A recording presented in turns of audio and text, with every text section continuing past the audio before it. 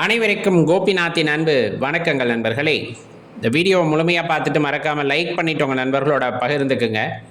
இப்போ இறைவன் நம்ம இஷ்ட தெய்வம் முருகனாக இருக்கலாம், சிவபெருமானாக இருக்கலாம், காளி தேவியாக இருக்கலாம், விநாயகப் பெருமானாக இருக்கலாம். எந்த நாமத்தில் நம் இறைவனை வழிபட்டாலும் சரி, அந்த இறைவன் நம் வீட்டிற்கு வருகின்றார் அல்லது நம்மை ஆட்கொள்கின்றார் அப்படிங்கிறதை எப்படி தெரிந்து கொள்ளலாம் அப்படின்னா, சில அறிகுறிகளை வைத்து நாம் அறிந்து கொள்ளலாம். படபடப்பாகவே இருந்த மனசு ஒரு குழப்பத்திலேயே இருந்துக்கிட்டு இருந்தது, ஒரு பயத்திலேயே இருந்துக்கிட்டு இருந்தது அப்படிங்கிற மாதிரியான மனசு திடீர்னு அமைதியாகும்.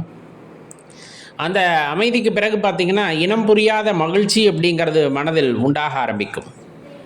அப்படி உண்டாகும் போது பார்த்திங்கன்னா, இருந்த பயம், கவலை, கோபம் இந்த மாதிரி விஷயங்கள் எல்லாமே ஒன்று ஒன்றா நம்மளை விட்டு போயிருக்கும். அதுக்கப்புறம் உட்காந்து யோசனை மனம் அவ்வளோ சந்தோஷமாக இருந்திருக்கும். அதுதான் முதல் அறிகுறியாக உங்களுக்கு இருக்கும்.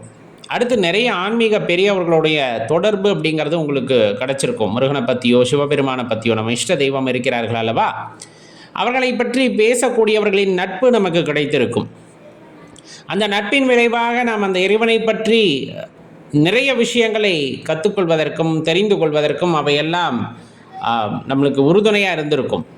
அது எல்லாமே அவர்கள் நம்மை ஆட்கொள்கிறார்கள் அல்லது அவர்கள் நம் வீட்டிற்கு வருகிறார்கள் அப்படிங்கிறதை உணர்த்தக்கூடிய வகையிலே இருக்கும். சில நேரங்களில் இறைவனை பற்றி நினைத்து கொண்டிருக்கும் போது கோயில் மணி ஓசை கேட்டல் அப்படிங்கிற விஷயம் அது எப்போவுமே நல்ல சகுனமாக கருதப்படும். நம்மளுடைய சம்பிரதாயத்தில் நம்ம ஏற்றிய தீபம் நல்ல சுடர்விட்டு எரியும். மலை ஏறாமல் பார்த்திங்க அப்படின்னா நல்லா எரியும், தானாக அதுவாக விழுரும். திடீர்னு பார்த்தா நம்ம இல்லத்தில் மலரோட வாசனை, மல்லிகையாக இருக்கலாம், முல்லையாக இருக்கலாம், அல்லது திடீர்னு சந்தன வாசம் வீசுறதா இருக்கலாம். இந்த மாதிரி இனம் புரியாத மனம் வீச ஆரம்பிக்கும்.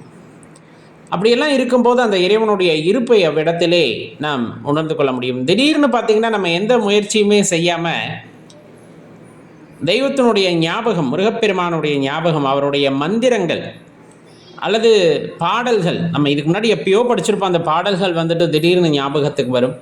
அந்த பாடல்களை நாம் பாட ஆரம்பிப்போம், அவற்றை பற்றி பேச ஆரம்பிப்போம். அப்படியெல்லாம் இருக்குது. அப்படிங்கும்போது கண்டிப்பாக இறைவனுடைய அனுகிரகம் அல்லது அவர் நம்மை ஆட்கொள்கிறார் அப்படிங்கிறத அந்த இடத்துல உணர்ந்து கொள்ள முடியும்.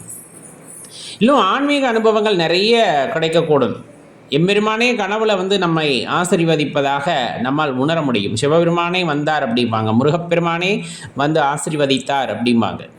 அல்லது ஒரு ஒளியை மட்டும் நம்மால் காண முடியும். அப்படியே ஒரு பிரகாசமான ஒளி மட்டும் என்னால் காண முடிந்தது, மற்றபடி என் கண்களுக்கு வேறு எதுவும் தெரியவில்லை அப்படிங்கிற அளவிலும் கூட சில நேரங்களிலே நமக்கு அந்த காட்சிகள் கிடைக்கக்கூடும்.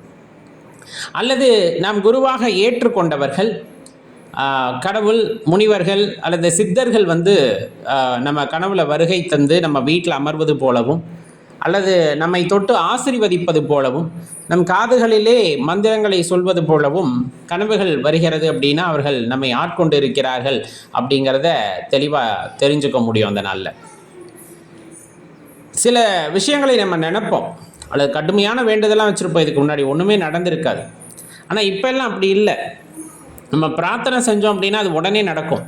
நம்ம ஒரு நிகழ்ச்சி நடக்கணும் அப்படின்னு நம்ம நினைக்கிறோம் அப்படின்னா அது உடனே நடக்கும். நம்ம மனசில் என்னவெல்லாம் நினைக்கிறோமோ அதெல்லாம் நடக்க ஆரம்பிக்கும்.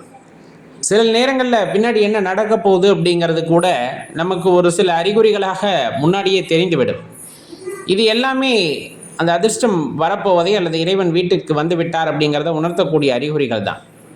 நிஜமாக நம்ம நினச்சே பார்க்காத அளவுக்கு நன்மைகள் எல்லாம் திடீர் நடக்கும். இதுக்கு முன்னாடி நிறைய பிராயச்சித்தம் பண்ணியிருப்போம், நிறைய மெனக்கெட்டு வேலை செஞ்சுருப்போம். அப்போ எல்லாம் கிடைக்காத விஷயங்கள் இப்போ தானாக நம்மை தேடி வர ஆரம்பிக்கும். அப்படியே ஒரு மாதிரி சந்தோஷமான நிலையில் நம்ம இருப்போம். நம்மளை சுற்றி பார்த்திங்க அப்படின்னா அடிக்கடி மழை பெய்கிறதா இருக்கலாம், அதே போல் பறவைகள் நம்மை தேடி வருவதாக இருக்கலாம்.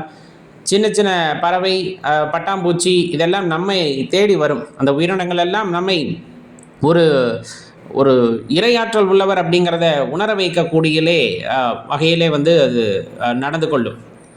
அதே போல் நம்ம மனசில் எந்த கர்வமும் இல்லாமல் பிறருக்கு உதவணும் அப்படிங்கிற எண்ணம் வரும். அதுதான் ரொம்ப முக்கியம். பணம் பொருள் சேர்த்து வச்சுருப்பாங்க, அது வேறு விஷயம், நிறைய பேர்கிட்ட இருக்கும். ஆனால் செய்யறதுக்கு மனசு வர்றது. ஆனால் அந்த இரையாற்றல் நம்மை ஆட்கொண்டு விட்டால் உண்மையிலுமே முடியலை அப்படின்னு இருக்கிறவங்கள பார்த்தா நம்மளுக்கு கஷ்டமாக இருக்கும். செய்யணும் அப்படின்னு தோண ஆரம்பிச்சிடும், நாம செய்ய ஆரம்பிச்சிடும். மனசில் கருணை அப்படிங்கிறது அதிகமாகும், அன்பு அப்படிங்கிறது மிகையாக மாறும். இப்படியெல்லாம் மாறும்போது நம்ம தெரிஞ்சுக்கலாம், நம்மை அந்த இறைவன் ஆட்கொண்டு விட்டார், நம் இல்லத்திற்கு இறைவன் வந்து விட்டார் அப்படிங்கிறத உணர்ந்துக்க முடியும். சில நேரங்களில் வாகனங்கள், அந்த தெய்வத்தினுடைய வாகனங்களை நம்மால் காண இயலும். அப்படியெல்லாம் இருக்குது அப்படின்னா நம்ம தெரிஞ்சுக்கணும், நம்ம இறைவன் ஆட்கொண்டு விட்டார், நம் இல்லத்திற்கு அவர் வந்து விட்டார் அப்படிங்கிறத உணர்ந்துக்கணும்.